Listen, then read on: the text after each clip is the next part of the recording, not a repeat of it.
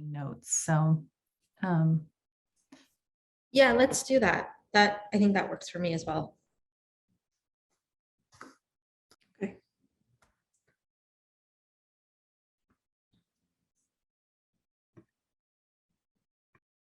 I get to record history in many ways, and I take that very seriously.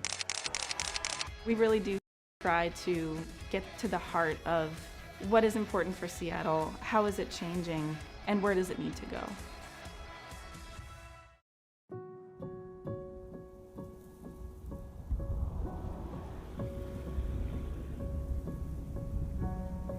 It's been a tough year for everyone in the nation with COVID.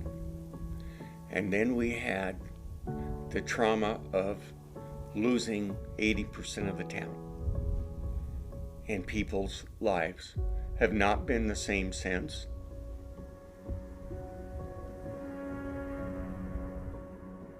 There was never a general feeling here that we're in danger of a forest fire, because it is mostly wheat fields, right? Like, this isn't a forest. But there are a lot of trees in these draws, and it did come along a system that led right to town. It was September, it was bone dry. Yeah, it was just a little bit before noon. It was quite windy, and I mean really windy, like 40, 50, 60 miles an hour. As the fire engulfed Malden, they were 70-mile-an-hour winds. The sight and the sound was very different than I've ever experienced before. You know, something being consumed that quickly. There was not time to save anything. It was, let's get people out. If we had 100 trucks here, or even air support, there was no way to stop that fire. We just jumped in the car and grabbed our dog, and our safety box is all we has a few things in it. The fire was burning alongside the road. You could feel the heat coming through the car, and the smoke was so bad you could only go 50, 60 feet or so, and then you'd have to stop and look around a little bit, and you didn't dare stop very long because the fire was there. Once the fire started to die down, about an hour, 15 minutes after it had come through town, I started to edge my way back in. Literally, looked like London, World War II bombings. That nothing else compares. It looked like something had been dropped in every intersection to flatten buildings, push down walls. Everything was black. If it used to be a building or a fence or something, it was burning. I'd say between 200 and 300 people evacuated that day.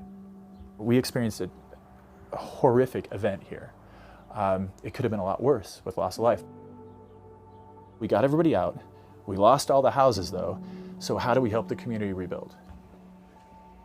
Good morning, everyone. Welcome to the Malden Pine City Recovery Call. I'm Scott Hokinson. I'm the director of the Long-Term Recovery Group.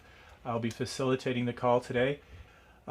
Pretty big meeting for us because this is our, as close as we're going to have in this call to our anniversary date. A lot of our residents needed housing immediately. They needed temporary housing, and we were in COVID. Everything was taken away during, lockdowns when you're supposed to stay at home. What happens when you don't have a home? Some don't have any resources, and so are looking for ways to piece things together. Some have some resources and are making plans. My efforts have been for the residents who need help the most. So this is pretty typical though for a home site. It's in a way good that we have a couple left so we can point to it and show what used to be, and how all the success that we've had on 96% of the rest of the lots. This is what people came back to, except 3 days later, except there are still flames coming out and definitely smoke and fumes. And it was, the debris like this was everywhere, not piled up nicely like this. It's pretty devastating. 90% of the trees that burned, 100% burned have been removed already. So it actually looks a lot better. It might look like devastation, but to us, it's a huge improvement.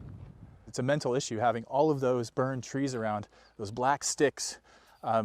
It looks like the end. And so to get those out of here, you can start to see things are greening up again, and you can start to see recovery rather than seeing just devastation. So it was more right now just to get things out of there so people could have a clear eye towards recovery.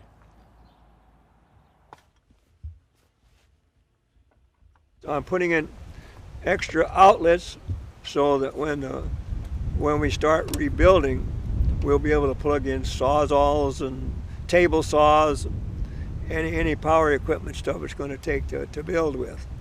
I do not want to spend another winter in this motorhome. I think it was on July the 4th that we moved into here in 1994. It was a one-story house, and Joy and I built it ourselves. We lost that house and a workshop and a couple storage buildings. We just plain lost everything. We lost everything on this property. The only thing that we were able to save on this property was that Ford pickup out there. So what happened was Joy died 44 days after the fire. Her health wasn't very good, and after she seen that we lost everything, she just gave up. I just think that I want to rebuild a house in her memory, because it just seems the right thing to do. Seems the right thing to do. We have 23 folks living in recreational vehicles through the winter. Our number one need is housing, housing, housing. A stick-built house is 2 years out, even if I had the money to pay a contractor. I really want every single resident who wants to come back, give them an opportunity to come back, because we do need more people coming in, paying taxes, taking part in local government, caring about the community. When it was still smoking, it was still burning, people came and said, it doesn't seem like it now, but there's a way forward.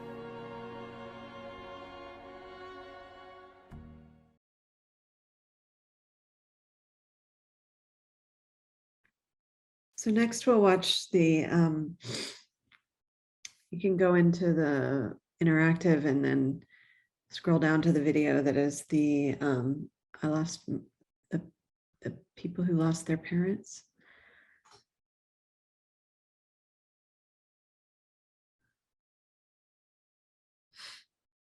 Yeah, that's the one. The year of pandemic.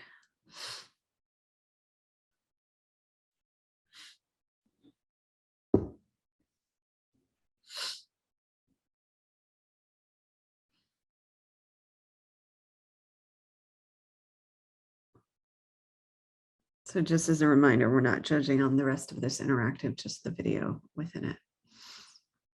Just one of the videos in it.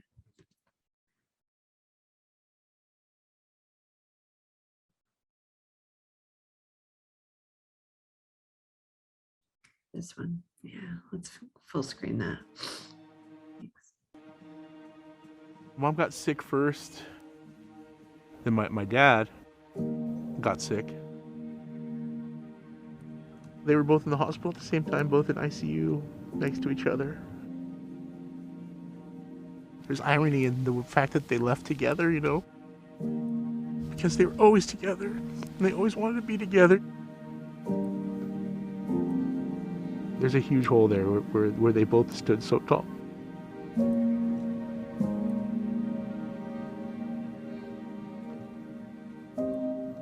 My dad was from Mexico, and he was a very proud immigrant. My mom's from in Brownsville, Texas. My parents met in Eastern Washington.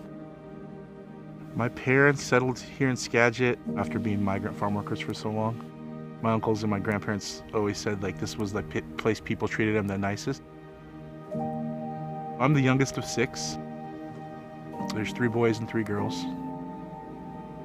My dad's definitely a family man, a person that took pride in his family and wanted to see you succeed. If you were successful, he was successful.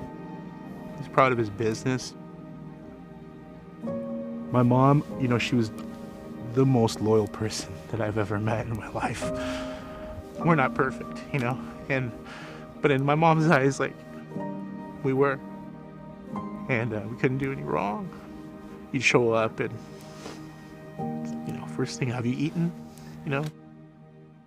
She loved to shop. One of the worst days of her life was when she found out the local Macy's was gonna close down.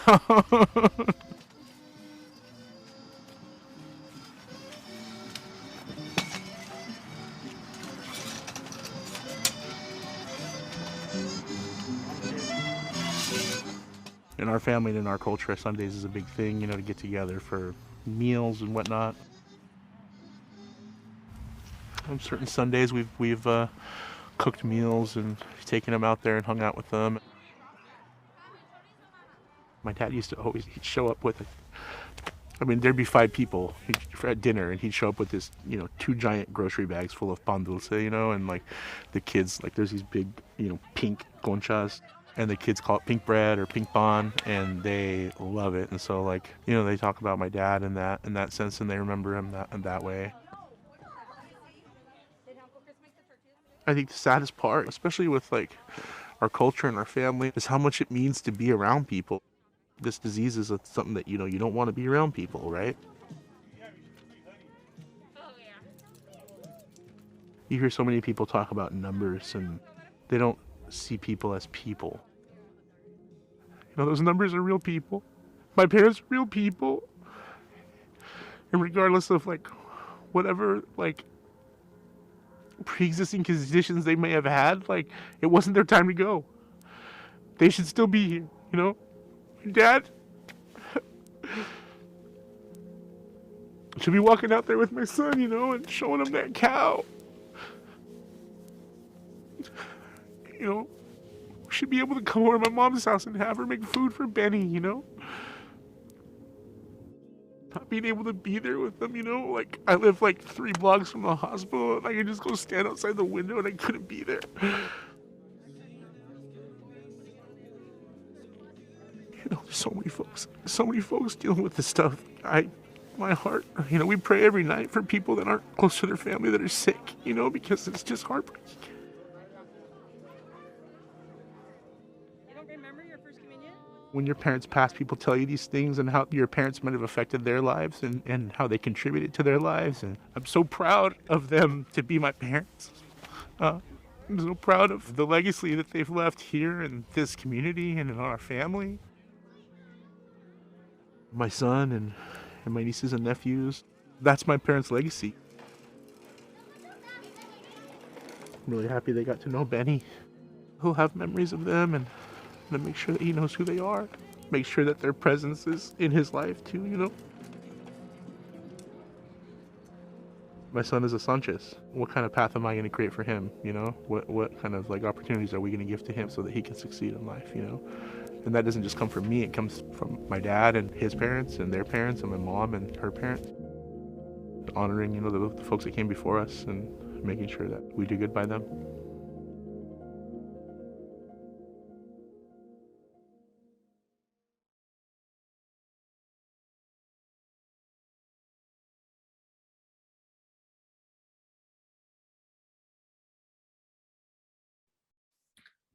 Okay, so since we've seen the other 2 from the Seattle Times today, we can move on to the San Francisco Chronicle.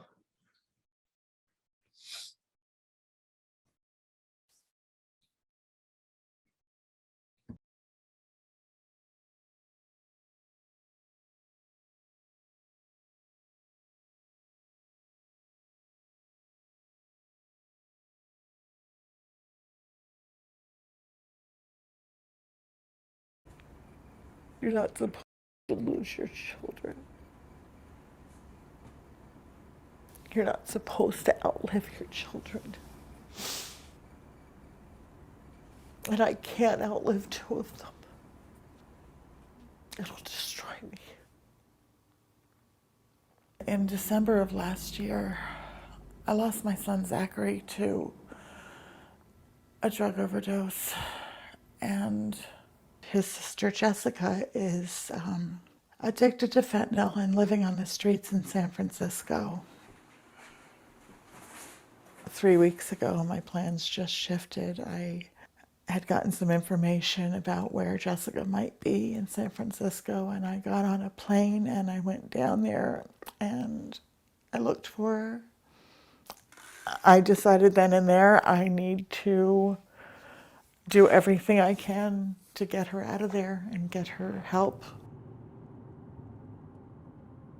I'm leaving the place that's been my home since 2014. I'm not sure what I'm up against, but I just hope that she's tired enough and that she's ready.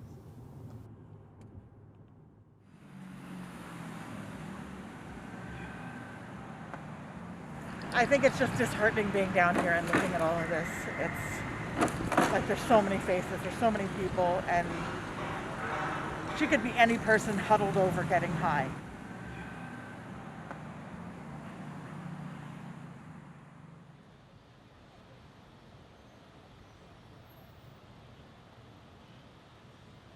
I was super anxious about seeing her. I didn't know what to wear. I was just like a nervous wreck. So I showed up and we waited and waited and she didn't show. It was devastating. When it comes to being let down by Jessica, it's never real surprising. You know, we'll try it again. I was getting frustrated because even though I know it's going to take time, I still wanted it to happen like yesterday. I wanted to find her right away. One day I decided I'm just going to go do this. I drove around a little and then about 20 minutes went by and I saw her to my left. I found my baby. She's right there. I don't want to push her, you know? I don't want to push her away. I don't want to scare her. And I don't want to make her run. Guess what? I got her. Right here. Hi, Chucky. I got to hold her and hug her, and it was really good. I feel very relieved right now because I know where she is, and I have some hope that she wants some help. She wants to get off the fentanyl, and she doesn't want to die. She's got a loving, beautiful soul. She really does.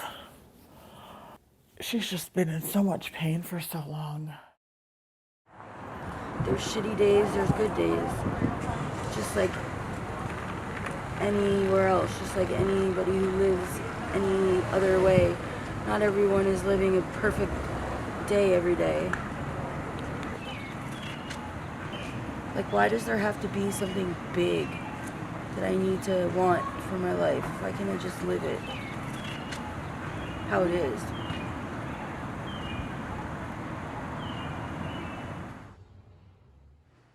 Right now, I need to focus on making money so that I can support us. It's awfully expensive to live here. I got a great job with a robotics startup company that's doing food. I'm cleaning houses on the side for extra money and trying to make ends meet.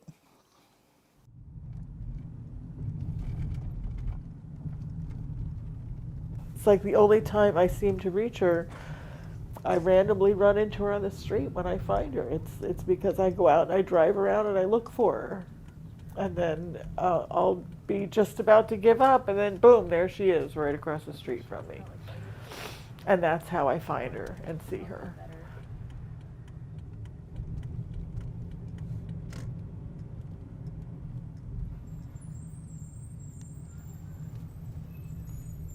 I think she felt guilty about my brother and what happened with him, and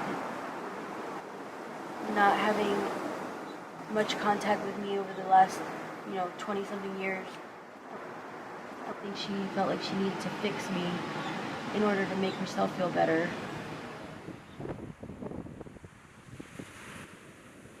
Nothing's facing her, nothing's Nothing's reaching her. I feel like this might have been a mistake. She flat out said she doesn't want my help. I want her to try a little. I can't stop using for her. I can't even go to rehab for her. I'm just gonna go home and start saving for another funeral.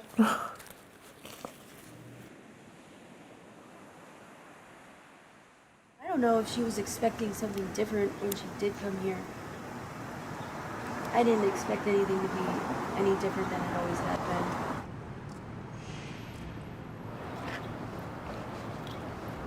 Why the fuck would I leave here when I have everything that takes care of me given Right to here. me? Yeah, they take care of you here.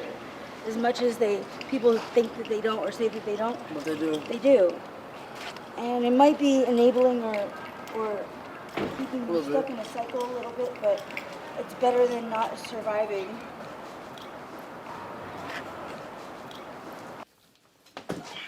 I'm driving back to Washington over the next 2 days. I'm having a hard time leaving her. I'm scared. I'm still scared that something could happen anytime. I wish I could say I was leaving having had success here, but I've done what I could. I did my best. I'm leaving here knowing that I really did try.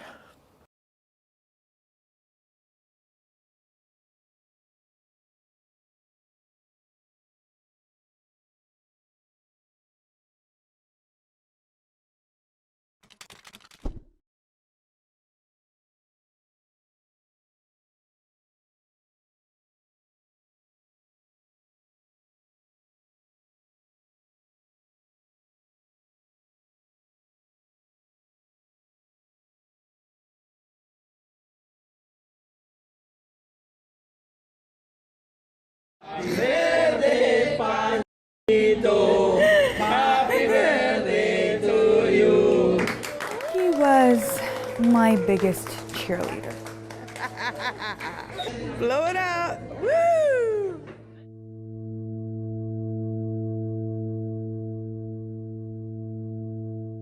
That was really a big gift because I had never had that in my life.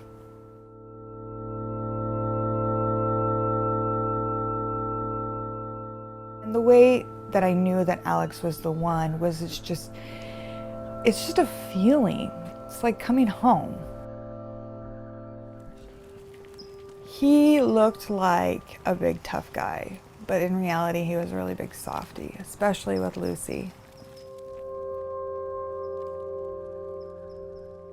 And in the evening, we would take Lucy for her walk together. We would always hold hands, and usually that was the time where for some reason we ended up having tougher conversations about life and what we were gonna do or how we were gonna handle something. Probably saw her all the time with my husband. Yeah. Is he okay? No, my husband passed away from PTA. I enjoyed my husband, so I just liked him being with me. He was my best friend. And now, it's just not the same.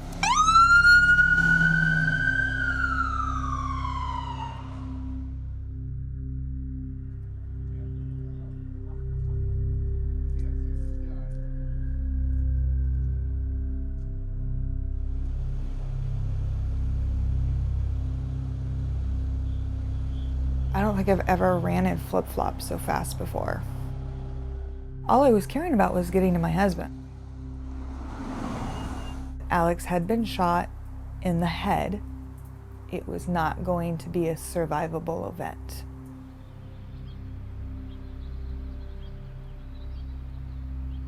I asked the night nurse if I could lay with him one last time. And I said, please don't make me make this choice, because I was getting ready to take the ventilator out. And I said, just please don't make me make this choice. If you have to go, then just go.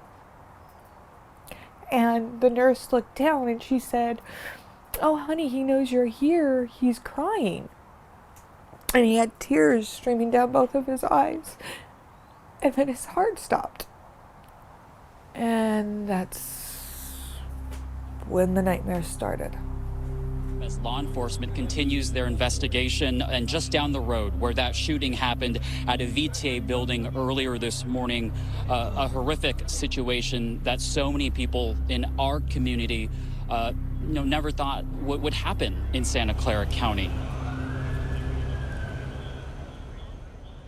The conversation needs to change. It cannot be about have guns or completely get rid of guns, because neither one is the right answer. They need to be regulated way more than what we are doing right now, because this is just going to keep happening.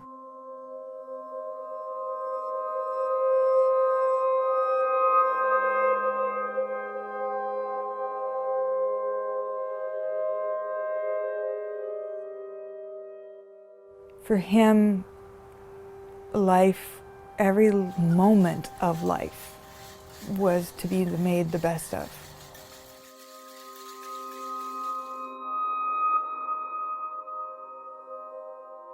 This year is our 20th wedding anniversary. And now I'm trying to figure out how at 43 and a widow and a single mom, how I'm going to move forward without him.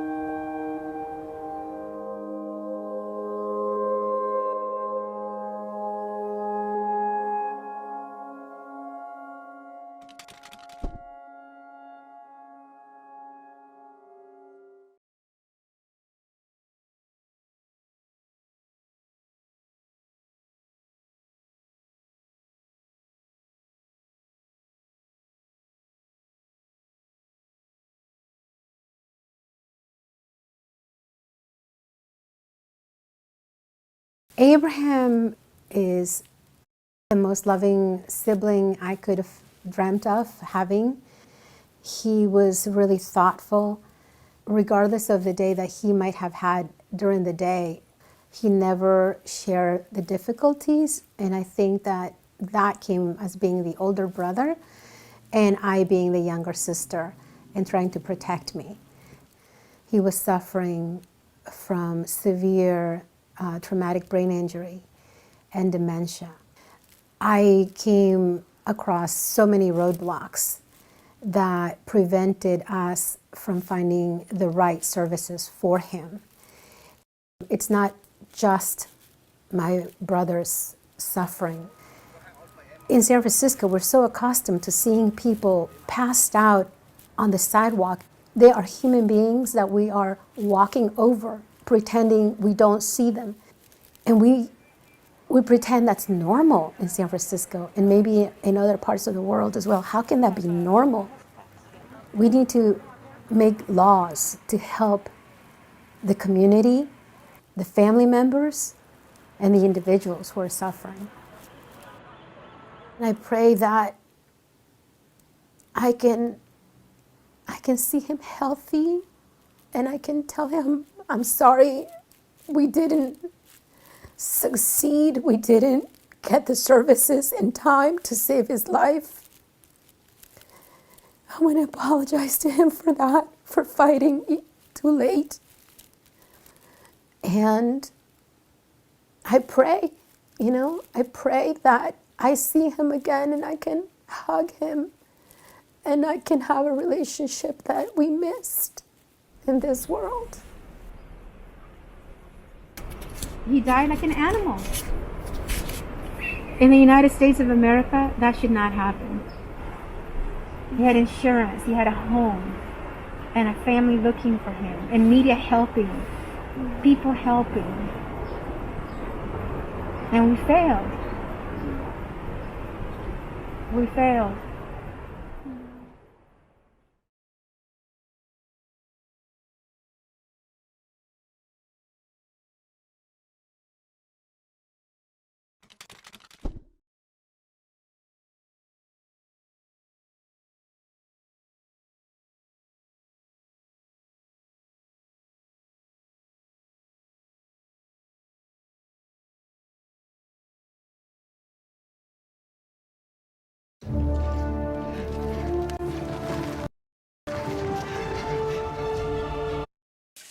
Somos personas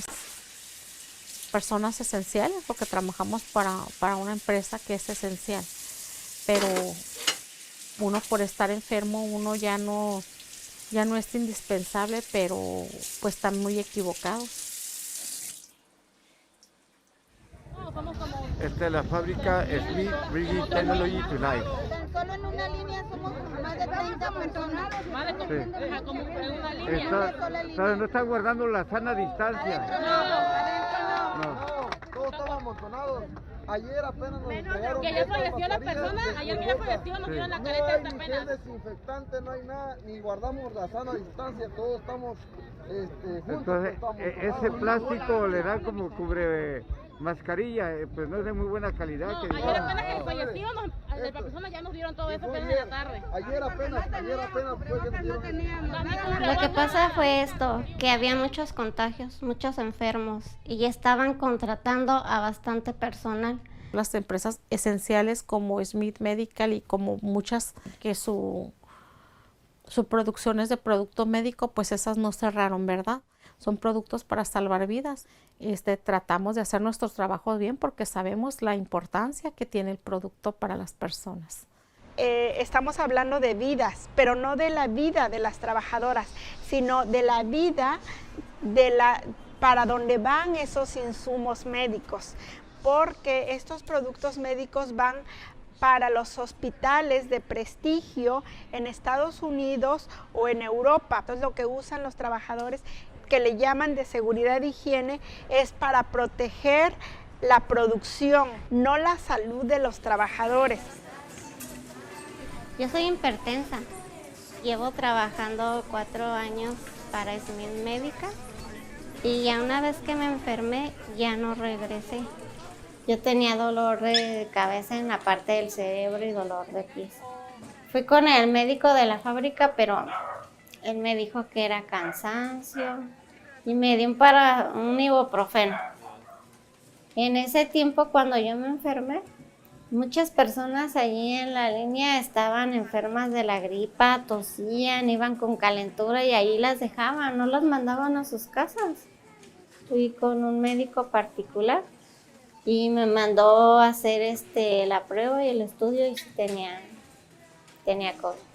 Ya el doctor ya no me quiso regresar.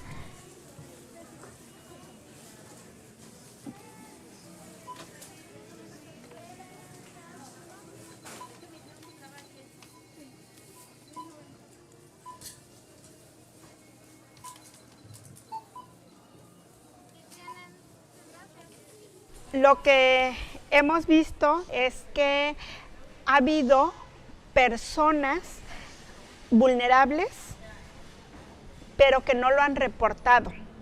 No han reportado que tienen diabetes, por ejemplo, porque no quieren ser despedidas, porque necesitan el trabajo. Y muchas de las personas que fueron despedidas fueron personas con más de 40 años, porque para la industria maquiladora, una mujer de 40 años es una mujer vieja. Ellos quieren que uno se vaya. Ya no te quieren porque tú ya estás grande, porque no les rindes igual que una persona joven. Aquí en México, cuando ellos te despiden, ellos te tienen que dar lo que te corresponde por ejemplo, como a mí, tengo 14 años y cachito, ya casi 15 años de trabajo, entonces me corresponde una cierta indemnización. Pero ellos, como no la quieren dar, pues yo pienso que para ellos es más fácil acorralar a las personas. Te tratan mal para que tú te vayas con las manos vacías. Algunas de las que fueron descansadas temporalmente y que oficialmente se decía que se les tenía que pagar el salario íntegro, en realidad no fue así.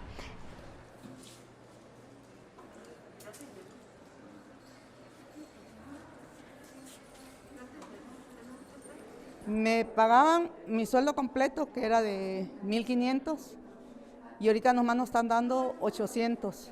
No alcanza para la casa, yo pago renta, luz, agua, todo, y realmente no me alcanza. Sí, hay mucho contagio, como en todas las fábricas. Pero ahí 2 personas que yo conozco, bueno, que conocía porque ya fallecieron, murieron de ahí de COVID. Porque si sé que voy a correr riesgo, ¿para qué voy a entrar? Si sé que soy vulnerable y diabética. Y ahorita estamos aquí en la secretaría porque no nos pagan ni el sueldo completo, les aumentaron a los que están trabajando y a nosotros no. Que va a haber un porcentaje significativo que se van a poder reincorporar a chambear y a ellos les vamos a disminuir la carga. Y entonces, ¿qué tal que si el próximo lunes o martes que nos veamos, ellos llegan con... El salario aumenta 18 pesos diarios, la mitad de eso son 9, y el incremento en el vale de despensa son 56 pesos a la semana. Los que estén de acuerdo con la propuesta que el licenciado plantea, el abogado de Smith Medical, sírvanse a expresarlo levantando su mano. Sí. A ver, ¿por qué no? Aquí se vino por el aumento salarial, el aumento de bonos y al 100% del salario. Y no sabía qué hacer. En un momento llegué a pensar en regresar, pero la inseguridad de tu trabajo te detiene a decir, no, pues prefiero aguantarme a ir a arriesgarme solo por tener un peso de más. La verdad. Sí me hace falta el dinero. Sí me hace falta. Yo ya tengo un año en casa descansada por problemas de salud. Hay días que desde que te levantas con dolor de cabeza, con presión alta, con presión baja, te duele el cuerpo, te duelen los pies, te duele todos los huesos. Entonces, pues solo nosotros que estamos enfermos, que tenemos enfermedades crónicas, sabemos cómo nos sentimos. Entonces sí, somos personas que hemos trabajado muchos años para Smith y que si tenemos los padecimientos que tenemos es porque muchas de las veces por trabajar de noche, por no dormir bien, y tienes que cumplir con una jornada laboral muy pesada, de 7 de la tarde, de la noche a 7 de la mañana, entonces son 12 horas. Y las personas que trabajamos de noche somos por lo regular puras personas solas que sacamos adelante a nuestros hijos. Todavía no me presento al trabajo, todavía no sé qué día me voy a presentar. Ya me puse mi primera dosis de vacuna, ya estoy con ese temor de qué me van a decir, porque a lo mejor me van a dar el trato que le han dado a mis compañeras. A mí me hicieron una llamada, me dijeron, ¿sabes qué? Ya preséntate, ya se acabó la fiesta, ya vente a trabajar. Así me dijeron. Ahorita sí me están atacando, que yo pienso que es para que yo me retire. Pero no. Es que yo estoy enferma, entonces yo no puedo hacer muchas cosas. Y como me voy a ir, no quiero que se me quebre un hueso de las manos. Y yo ya les llevé hojas clínicas donde dice mi enfermedad y no han aceptado cambiarme a donde yo me siento bien, que no me duelen los músculos. Siempre ha sido la misma política. Tratan mal a la gente, pero pues uno está sano y bien, ¿eh? Se burlan de nosotros, nos hacen bullying. Las jefas de línea nos dicen, no, yo esta señora no la quiero aquí, ya no me sirve a mí, llévatela. Pues nos quieren desechar como si fuéramos algo inservible, cuando nosotros los mejores años los hemos dejado ahí. ¿Cuántas veces te dije llorando, no juegues conmigo, ni me eches mentiras? Las historias de los y las trabajadoras se repiten. Cuando llegamos a Tijuana y conocemos la industria maquiladora, muchas de nosotros decimos, di un gran paso en mi vida, porque venimos deseosos de trabajar, tenemos familia en nuestros lugares de origen, queremos apoyar a la familia, muchas mujeres dejan a sus hijos, pero después pasan las semanas, pasan los meses, pasan los años y van ocurriendo situaciones que uno se pregunta, ¿esto es bueno o por qué tiene que ser de esta manera? Vendiendo tu vida y yo le contento. Cuando yo entré a trabajar a Smith, yo ya tenía 2 años en la empresa cuando falleció mi esposo. Entonces, pues, decía yo, pues, ¿qué voy a hacer? yo empecé a trabajar pues mucho tiempo extra, porque pues ya no me alcanzaba, ya era un solo sueldo. No gano ni 300 pesos y tenía 3 hijos. Me quedaba callada porque pues yo decía, si soy rebelde y si contesto, me van a correr. Y si me corren, pues yo no voy a tener dinero para mantener mis hijos, ¿verdad? El 20 me cayó ya como con los meses, cuando ya empecé a pasar necesidades, cuando ya empecé a batallar. Conocí mujeres que en una sola maquiladora hicieron toda su vida laboral. Entraron jóvenes y salieron muy enfermas. Muchas de ellas incluso han muerto en las líneas de producción. Lo que diría para personas jóvenes o personas que van llegando a la ciudad es que esto que digo, conocer la historia, pero también conocer nuestros derechos. Y así como mi jefa me dijo un día, lo bueno que esta vieja ya se va. Le dije, pues, ¿sabes qué? Ahora no me voy porque no me voy a ir cuando tú quieras, sino cuando yo tenga la necesidad de retirarme. Y así es que ahora no me voy. Ellos piensan que ya se acabó todo. Y ahorita pues ya no tengo miedo. Si me quieren correr, que me corran, nada más que me liquiden como forma la ley. Pues no, ante el maltrato ya no me siento vulnerable. Yo no pienso renunciar. Yo los voy a demandar. Que vean ellos que no todos los trabajadores nos dejamos.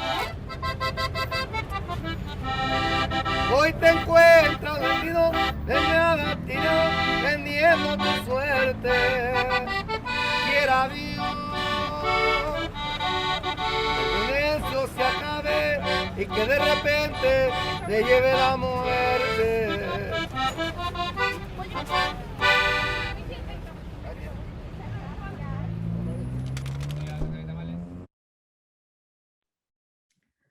Before we move on to the National Geographic portfolio, I just wanted to note that the fourth video in the San Francisco Chronicle portfolio was over 12 minutes, which is really unfortunate.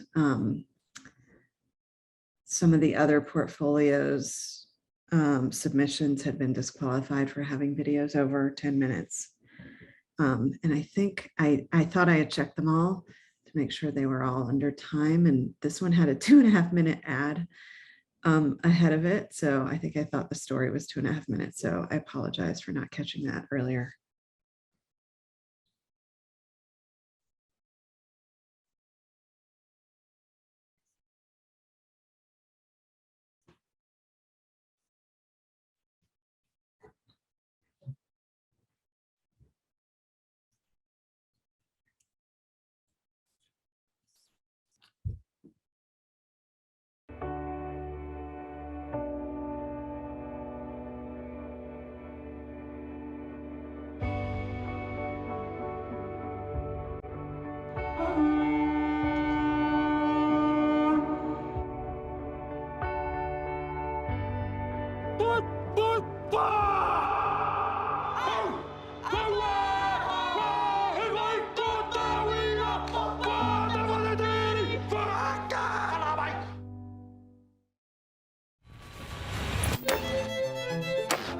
In the 1970s, a new type of music started to gain worldwide attention.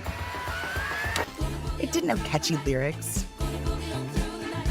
or featured dreamy heartthrobs. Actually, it sounded like this. These are whale songs, and there's probably more to them than you'd think. Humpback whale songs were actually first recorded through the US Navy in the 1950s. They're like, what is this? We can hear these very strange sounds. Later in the 1960s, they actually started to be analysed by researchers in the field. An acoustical biologist, Roger Payne, lowers special underwater microphones to record their songs. They figured out that it was humpback whales singing, And after that, it's just opened up this massive interest in research. By 1970, a marine biologist named Roger Payne released a 5-track album called Songs of the Humpback Whale. It went multi-platinum. And fun fact, National Geographic even included copies inside one of its 1979 issues. Oh yeah, and it also started a global movement. At the time, whaling was still happening. But when the world started to hear these whale songs, then there kind of was a change in feeling towards whaling, and eventually you had the whaling moratorium to stop it in many places in the world. And that's allowed whales to recover. Maybe you could attribute that to people hearing their songs. Those songs inspired decades of research, not just about humpback whale songs, but about how many different whale species talk to each other. The ocean is a totally different place than humans are used to. It's deep, it's enormous, and most of the time it's dark. And that's why a whale's world is a world of sound. Sperm whales communicate with one another using a system of clicks. They use clicks to echolocate just like a bat does in the darkness. But when they're talking to each other, they make really patterned series of clicks that we call codas. Animals that live in different clans, the coda patterns that they use are unique to them. Animals that live off Dominica make a coda that we don't hear anywhere else in the world, and it sounds like this. The 1 + 1 + 3. That's unique to animals in the Caribbean, and we think that it serves for them to say, I am from Dominica, are you? I never modify my accent, I merely slow it down. So just like an accent might give an idea where someone's from, West Texas! whale dialects are cultural connections to their families, even when far from home. Sperm whale families are matrilineal. That means it's grandmothers, mothers, and daughters that'll live together for life. The young males will learn their natal dialect, and then they leave their family and travel enormous distances and undoubtedly bump into sperm whales that speak different dialects than them. But what about their families back home? Living in those same waters are animals that are from a different clan, and so a different dialect. And that way they're able to live in a multicultural part of the ocean where dozens of families live in the same area. That's really important because it highlights this sense of belonging that people only think humans have. Now let's get back to those singing whales. When it comes to whale song, especially humpback whale song, it's this extremely complex acoustic display. The smallest continuous sound to the human ear is called the unit. And these range over different frequencies. So you get really low ones like barks, some high ones such as like squeaks and trumpets. And then you have a stereotype sequence of units that forms a phrase. And then these phrases are repeated to form a theme, and successive themes create a song. In each breeding location, all the males sing the same song at any given time, but that song also changes gradually over time. One individual might make an embellishment. One of the trumpets might lengthen and then split into two, or they might just stop singing the trumpets altogether and replace them with some barks. And so this happens in the Atlantic Ocean and happens in other places in the world, but something really strange is happening in the South Pacific Ocean, where you've got these migratory pathways. Individuals from different breeding groups come into acoustic contact, and researchers have found that in 1 year you were seeing this one song displayed in, say, Tonga, and a couple of years later you're seeing that song displayed in French Polynesia. And so it's kind of like this ripple effect where they totally replace, in quite a short time scale, their songs. And why that isn't completely known yet. But we can say that as the songs evolve, all of the individuals within that particular population will update their songs so that they maintain conformity across the population. In the 1970s, whale songs inspired change. Today, conservationists hope learning about whale cultures will do the same. Through understanding their cultures, we can better conserve them because we go beyond mere numbers within a population, but towards conserving their individual cultures. If we're going to be good stewards of the ocean, we need to think about cultural diversity as important as genetic diversity. These cultures are how these animals are surviving. The secrets their grandmothers are teaching them are the secrets that allow them to survive for generations.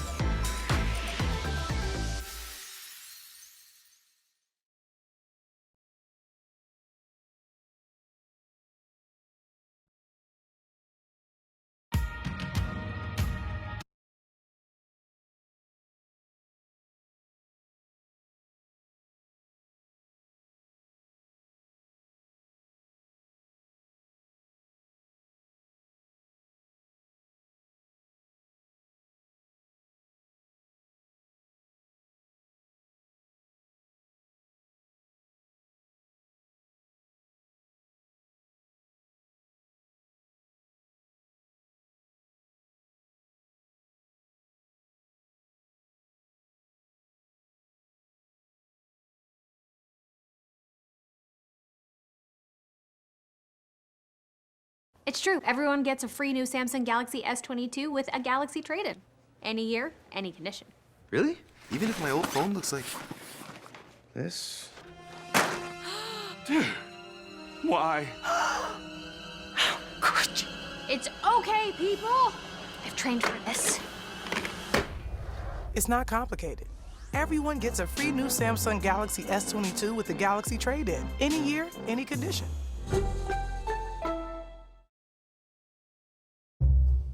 This picture is from 1979. These guys are on the roof of the White House, getting ready to install solar panels. Solar energy will not pollute. We will not run short of it. 7 years and a roof repair later, the solar panels are removed, and the new administration says putting them back up would be very unwise based on cost.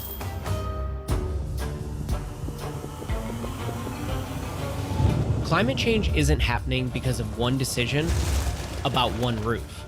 But where we are now brings the question back. Are we finally ready to choose renewable energy? Taking advantage of fossil fuels was a huge breakthrough. Instead of relying on our own muscles and animals' muscles, we could use fossil fuels to do mechanical power. Look at that. Saves time and transport. And then there are new things that we couldn't even do before, even with all the muscles in the world, like lighting and communication and things like that. Now we're thinking about what we do next. Dr. Gregory Nemeth is the author of How Solar Energy Became Cheap, and we'll get to that. But first, back to fossil fuels. One of the things about having this long history of fossil fuels is we have this society that's based on them. It's infrastructure, it's geopolitics, it's all still there, even if we want to do something different. That want has rapidly transformed into a must, with carbon dioxide released by burning fossil fuels hitting record highs. But the change is not going to come from a decrease in our energy consumption. Generally, almost all agree that we want energy that's cheap, that's clean, and reliable. And there's this possibility that we could satisfy all three with new technologies. Enter renewable energy, which makes up several categories, from hydro to biomass, as well as this category of small and dynamic. They're growing fast and also means they're improving quickly, getting more efficient and falling in cost. And the two big ones there are solar photovoltaics and wind power.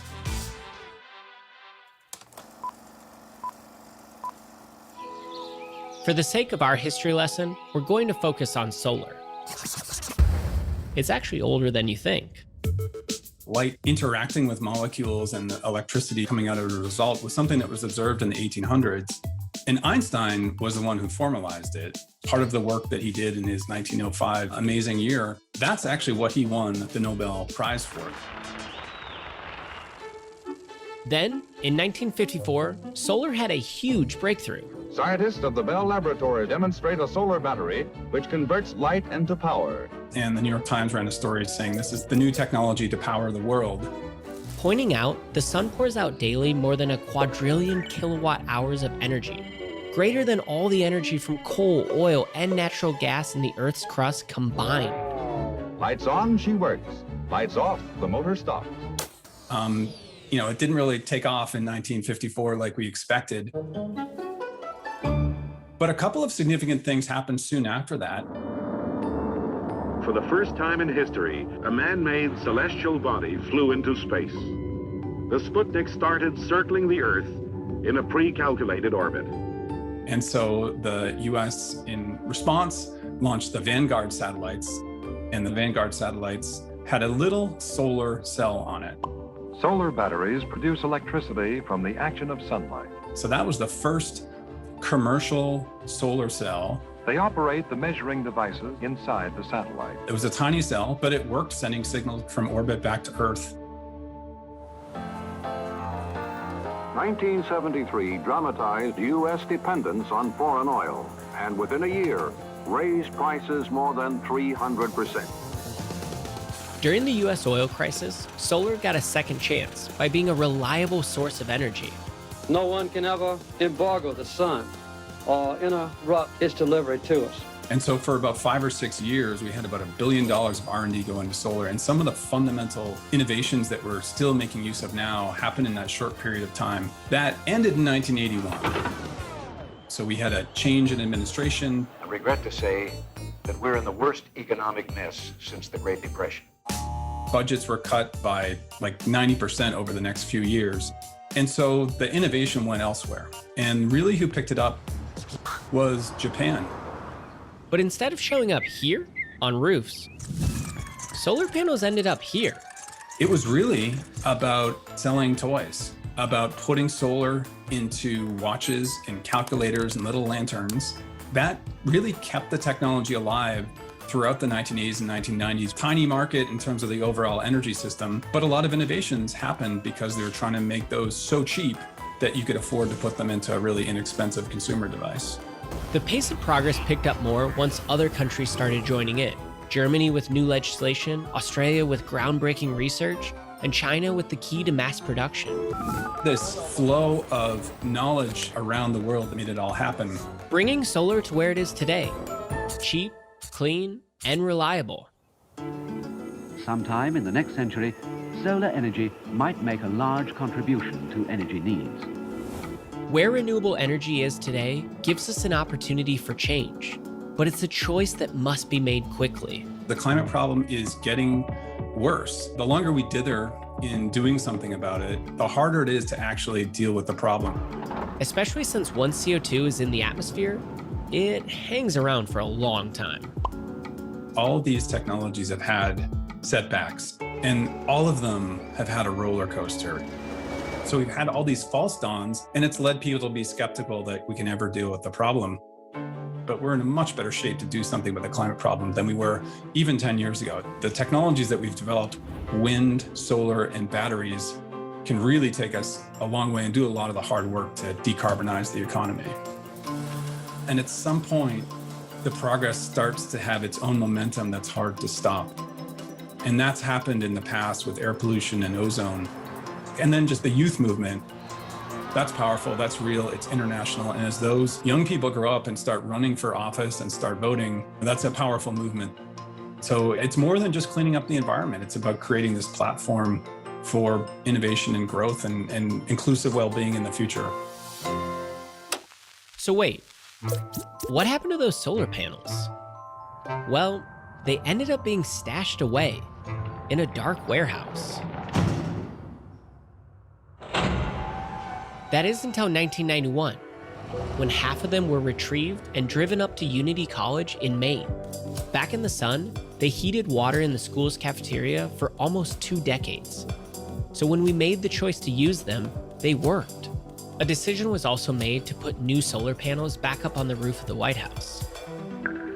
Climate change is getting worse, but the technologies behind renewable energy are getting better. Let's hope we choose to use them.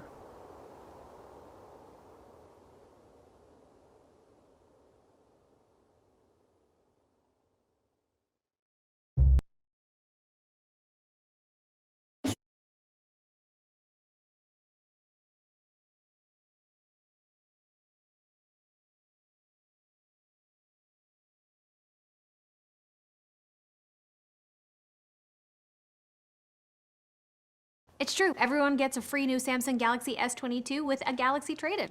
Any year, any condition. Really? Even if my old phone looks like this? Dude, why? How could you? It's okay, people. I've trained for this. It's not complicated. Everyone gets a free new Samsung Galaxy S22 with the Galaxy trade-in. Any year, any condition. From the moment a person takes their first breath to their very last, there's a story being written between flesh and bone about who they were and how they lived. Eventually, many will end up here, as years become centuries and probably a lot longer. But sometimes, that final resting place isn't so final, giving them a second chance to tell their stories from beyond the grave. Somebody figured out that there are 15 dead people to every living person on Earth. There's a lot of stuff that's buried under our feet, and it's only a matter of time in some places where you're going to come across it. Kimberly Moran is a forensic archaeologist who uses her skills for crime scene investigation. But her work also brings her to forgotten and unexpectedly unearthed burial grounds. But before you can start digging into centuries-old graveyards for clues about the past, it's good to know the basics of how a body goes from this to this. When we think of human decomposition, it might be kind of scary or seem a little gross. You think about zombies and stuff like that. Nope. Thankfully, it's nothing like that. Human decomposition has two main stages. The first stage is called autolysis, and it is literally our cells self-destructing. The cells release an enzyme that starts a chain of chemical reactions that split the cell open, and you start to internally liquefy. The second stage of decomposition is called putrefaction, and that's where we get all those gross smells of dead things. That is a breakdown of the body by the bacteria that live mainly inside of our gut area. And then eventually those bacteria will migrate to other parts of the body to start to break it down. And that process could take months or many years. But reconstructing the life of an ancient Jane Doe isn't that easy. What we're trying to do is build something called the biological profile. A lot of establishing the biological profile is just looking at different markers on the skeleton. Maybe there are some broken skull bones. That might be an indicator of blunt force trauma. Sometimes you can get cut marks on parts of the bone. Somebody had been stabbed to death. Though bones don't only tell us when someone met a sudden, violent end. They also give an idea of what people faced over a lifetime. Your bones are the framework that your muscles hang on. So if somebody's doing a lot of manual labor, you might have indications of arthritis because you're carrying heavy loads and it's compacting vertebrae. And there are other problems with bones in terms of disease. So you can have bones that have big holes in them because there was some kind of abscess or infection, like syphilis that eat holes into bones, or tuberculosis. So there's a whole range of different things. But there are a lot of questions that can't be answered simply by picking up a bone and looking at it. Those bone indicators don't necessarily tell us what a person looked like. They won't tell what color hair you had. They won't tell what color skin you had, how they presented in life. Or who that person's related to. That's where DNA analysis can fill in some of the blanks. Research on DNA is one of the great new challenges in science. DNA can help establish relationships, where humans have come from, whether they came from Europe or South America or some other part of the world. But also DNA is pretty expensive and it's destructive. You have to actually take a chunk of bone and grind it up. So you have to determine whether the information you're going to get from that sample is worth the sacrifice you'll have to make not getting that bone back. However, there may be a future where this sacrifice won't be necessary. As the technologies have advanced, we now have this ability to learn more about a person or population without needing to consume, disturb, or destroy human remains. Dr. Carter Clinton is a National Geographic explorer and genetic anthropologist who studies grave soil from historic sites. And one place where soil holds secrets from the past is here. Broadway, one of the most famous streets in the world. The federal government wanted to build this multi-million-dollar 34-story office building. Because this building was taller than all of the surrounding buildings, they had to dig deeper sub-basements. In digging these very deep sub-basements, the construction crew then uncovered and unearthed human remains. They referred to the historical maps and confirmed that they had just disturbed the New York African burial ground. In the 17th and 18th centuries, this was the final resting place for free and enslaved Africans from the Dutch settlement of New Amsterdam, which later became New York. But time and urban development had erased this place and the 15,000 people buried there from our collective memory. It was ruled by Congress that a purposeful investigation of this population should be conducted. Remains of 419 individuals were exhumed and sent in 1993 to Howard University for analysis. A decade later, in 2003, they were once again laid to rest at this site, which is now a national monument honoring the deceased. After the reburial, we're still left with questions, but now no longer have the remains to apply it to. But there was something they did have. Luckily, researchers also collected soil samples. Having those soil samples meant that future studies could reveal more about their health, even without access to their skeletons. These individuals were malnourished, had a high vegetative diet. We saw evidence of Legionnaire's disease, salmonella bacteria responsible for other gastrointestinal illnesses.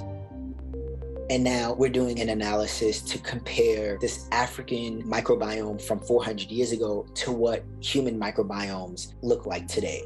Has that disease evolved over 400 years? And if it has, how can we kind of estimate how it'll evolve again to prevent those infections from even happening? To help us learn more about not just the New York African burial ground community, but all living people. Burial grounds are meant to be the final resting place. But when twists of fate resurface our ancestors' bones, we're given that rare chance to humanize a bygone era, to finally tell the stories of people whose names and identities were lost to history.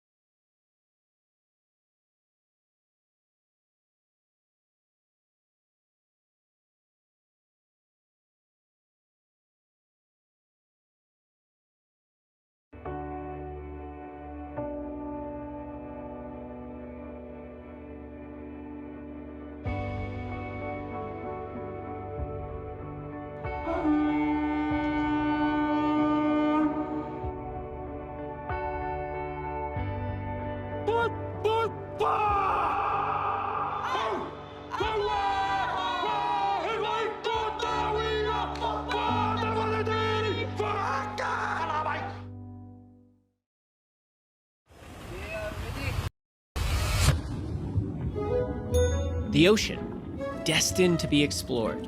We've reached new depths and found new life. But photography is what brought this strange world into view. And with it, so much more to discover. The number of people have said to me, oh, I saw this. If only I had a camera. Well, even having a camera doesn't mean you guarantee the picture. But if you don't have a camera, you're not going to get anything at all either. This is Pat Baker, an underwater photographer for over 50 years. And someone with such an impressive collection, he has his own museum.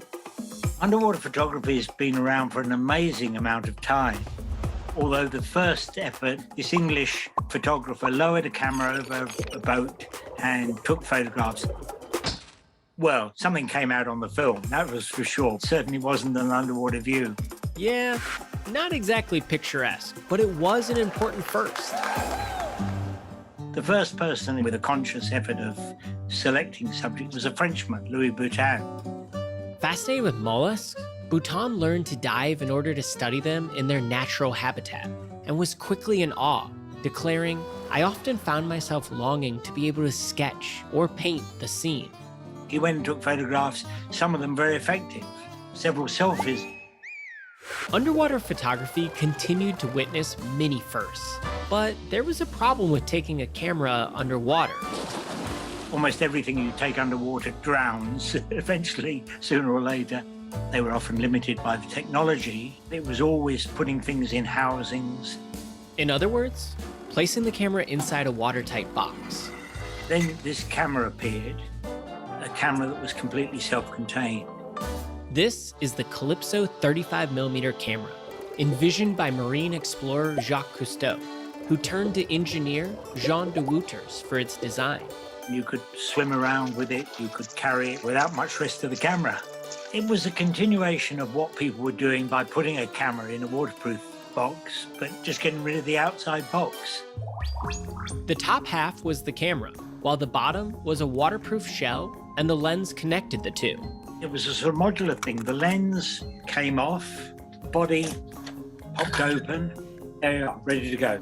That was it, and you jump in the water.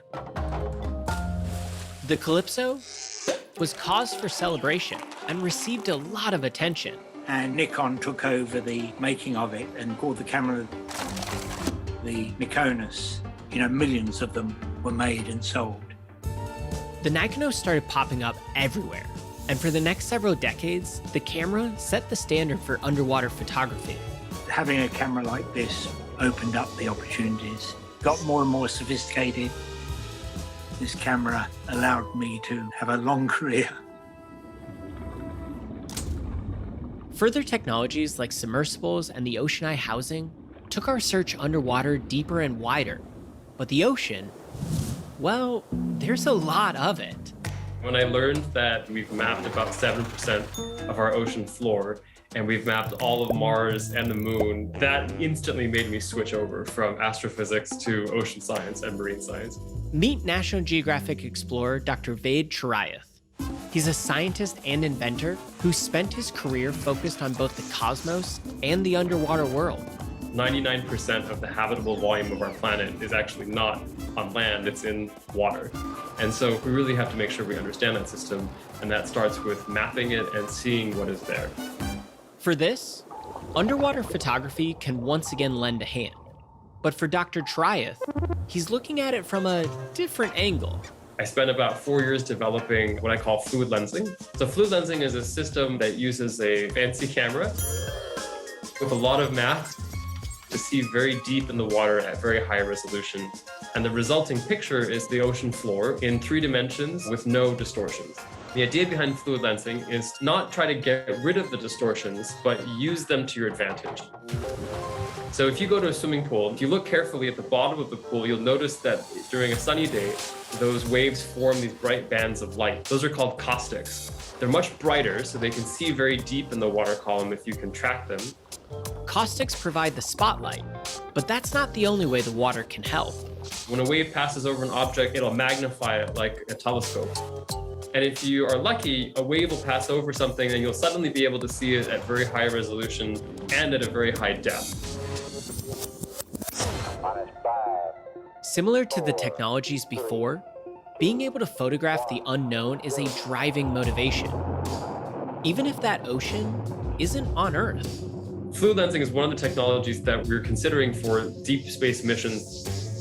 In the case of Europa, a moon of Jupiter, it's got an ice crust that's got a lot of dynamic activity. So it's very likely that Europa has hydrothermal vent systems in the deep ocean that are, in the case of Earth, they're teeming with life. That's very exciting if you're looking for life elsewhere. Along with the hunt for alien life, it's important to protect an ancient life on our own planet. We are at this critical inflection point in our history. As we pollute the oceans, a lot of the CO2 we produce just directly gets absorbed into the oceans. Corals are at the front line. They're dying at a really fast rate. And we rely on them in ways you could never imagine. Like life-saving medications for diseases such as HIV and COVID-19. They serve as barriers to incoming hurricanes and produce diverse ecosystems. But examining their well-being depends on how closely we can photograph them. Corals grow at around 1 centimeter per year. With fluid lensing, we're looking at the millimeter scale because if you can detect them growing or not growing, you can do something about what's going on. But our current system isn't quite there yet. Right now, the best we can do from satellite in water is about 1 meter. And so you can see a coral, but you may only detect it after the entire reef has died. So we're trying to push the whole marine sensing community to technologies like fluid cam. The underwater world is with us, around us, close to us at all times. What seems to me is there's a need to have connection with our surrounding environment. We really owe it to the world, and we owe it to ourselves to maintain it.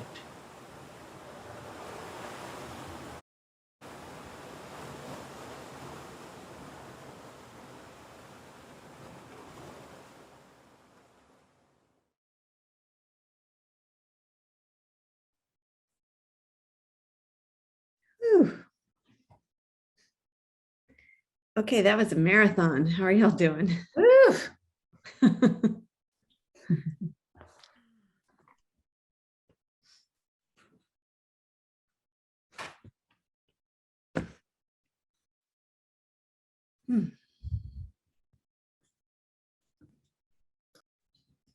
Okay.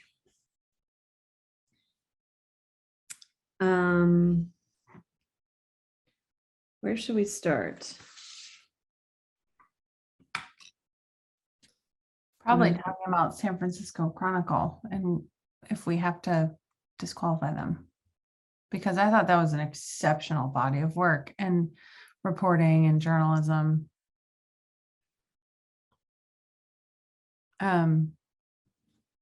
So if one of the videos is over 10 minutes, that caused disqualification in this category? If any of the videos is over 10, I mean, in all of the categories, the time limit is 10 minutes. So in the previous category, the portfolio individual, one of the reasons we only had one portfolio to look at is because the other two portfolios had videos over 10 minutes. Oh. I know, I know it's heartbreaking. And actually a lot of in the categories where, you know, one video was submitted, a lot of them were over 10 minutes. I don't know why people haven't read the guidelines.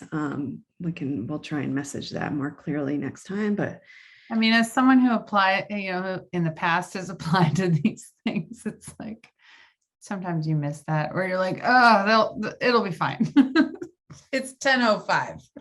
Yeah, But, yeah, I know. Maybe making it more clear, like mm-hmm. throughout too, like if it's only in the top header for the whole category and not in each section. Yeah. Like videos over 10 minutes will be disqualified. Videos over 10 minutes will be disqualified over and over again, I think.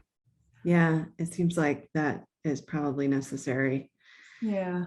As well as maybe putting it in the FAQs, messaging it on other divisions. Anything over 10 minutes is supposed to go to the documentary division. So we could also message it there. And that but yeah, documentary has to be over 10 minutes. Mm-hmm. Such an interesting little distinction there. Yeah, actually the documentary division is new this year. Oh.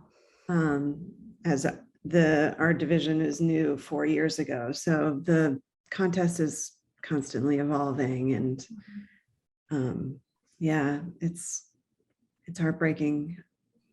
We've disqualified a lot of really, really great videos. And I agree that, you know, the San Francisco has a really strong body of work. I just don't know that we can It wouldn't be fair. Not apply it here when we've already applied it to other portfolios. Yeah. I mean, we watched those we didn't see any of the other ones, but yeah, you know, it wouldn't be fair to keep them in, but it's hard. Yeah. a shame.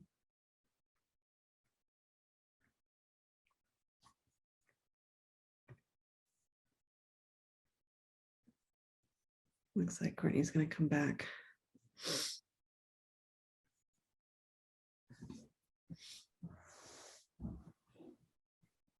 Courtney, are you having trouble hearing us or just speaking? No, it's fixed now. It was just my audio connected to my camera, which has a bad mic, and so I couldn't hear very well, but it's fixed. Okay. I don't know if you were able to hear some of what we were talking about. I did, and my heart broke. Yeah. But understand the need for fairness there. Yeah, those were for, I agree with Jenna, it's an exceptional body of work, and just want to note that the San Francisco Chronicle is doing some really hard-hitting reporting. Yeah, really. I wish some of these videos had been in some of the other categories too. Yeah. I have to go back and look. I don't know how many other categories they submitted in, but they didn't have a lot of finalists besides this portfolio. That story about the mother who went to find her daughter was just incredible. How they stuck with it. I mean, I don't know how many months were condensed in that period, in that piece, but that they're investing in that kind of journalism, I think is so important, especially to the communities that live in the Bay Area, who are confronted with it every day. You know, I lived there for a while, and it's like every day you'd see somebody who looked near death on the sidewalk. So really important to talk about.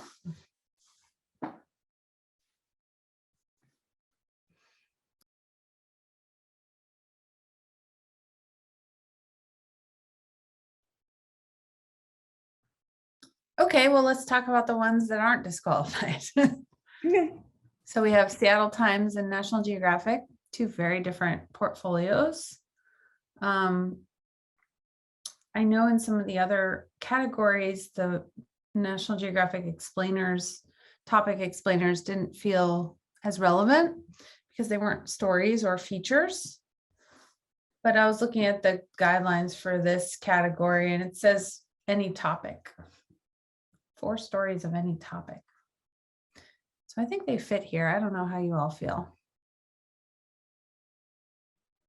I think they do, yeah.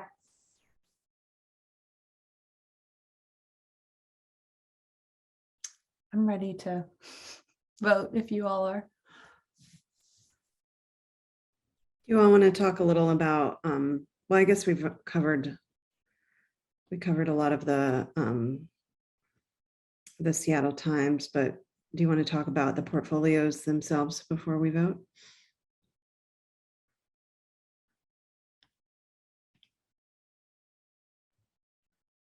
Sure.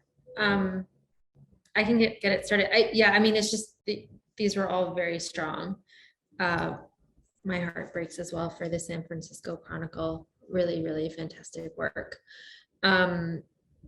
And Seattle Times and Nat Geo, very different, both very strong. I think, yes, Seattle Times portfolio was really good, very beautiful. Everything was very beautifully shot. Good story, good journalism, really good narrative arc, I thought, in all their pieces. The piece, I think you guys watched it earlier, but I think I watched it for the first time here about losing parents, just gave me the chills. I mean, it was also a really, I thought, unique lens into kind of an underreported community, like looking at this very something that probably affected so many people during COVID, but making it unique to that particular community. I thought was a really smart way to frame the story. But yeah, really wrenching piece, and I thought that portfolio was very strong. Nat Geo too, I mean, really high, very high production value, good graphics. I thought the writing in all the pieces was very strong, really clear, concise, very digital, and very like easy to follow. And I thought there was a good variety of topics as well, from that, you know, some that you might not even expect from Nat Geo with the how bodies tell stories. So yeah, overall, I mean, definitely different in style in terms, it was not documentary or verite, but I think as an online digital video offering, it was a strong contender.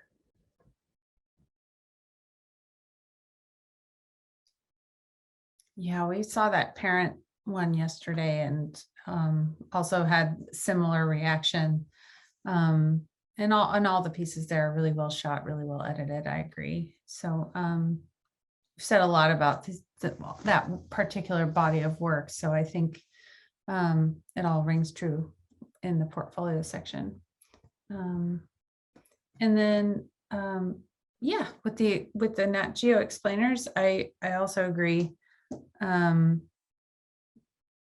graphics and script are especially impressive to me. I think that writing connecting so many disparate elements into one story flow is difficult. I think we all know that. So really impressive script writing, especially there. And then the graphics and archival research that goes into those pieces is pretty impressive as well.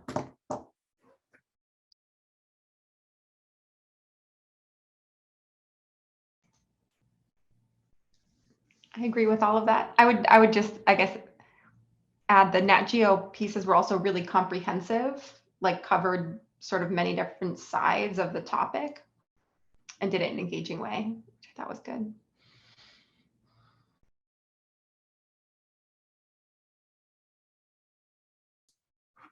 Okay. If we're ready to vote or to rank them, you can put that in Slack.